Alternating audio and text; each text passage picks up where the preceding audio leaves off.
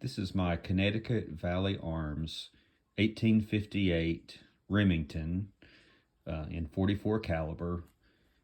I've had this pistol since the 1990s. Back then it was only 80 some dollars. I think around $88 back then. And I've had this pistol a long time. I haven't used it a lot during that time.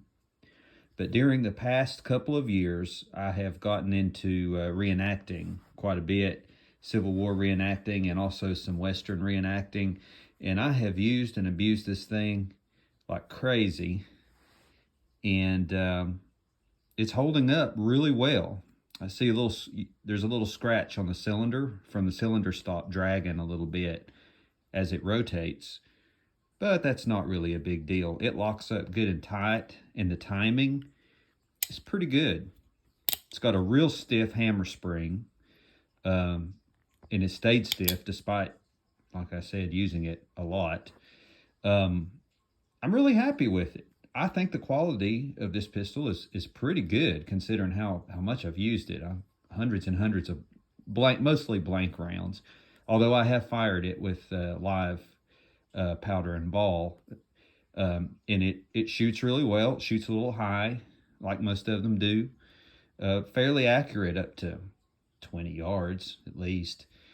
But it's a good pistol. If you find one of these used, check it out really good. I had a frozen cone on this pistol for a while. One of the nipples, I didn't used to take these out every time I fired it, and one of them eventually froze. I had to heat it with a torch to get it out, but finally got it out. So now I take these out. Each time I shoot it, I remove the cones. Some people call those nipples that the caps go on. Every single time now I remove those, and I put just a tiny little bit of choke tube grease on them. I've never had one freeze up again. But if you're looking for a pistol and you want to buy a used one, Connecticut Valley Arms seems to make a pretty good option for you out there. The modern Ubertis and Piettas, some of those are really nice too, but I don't have any complaints.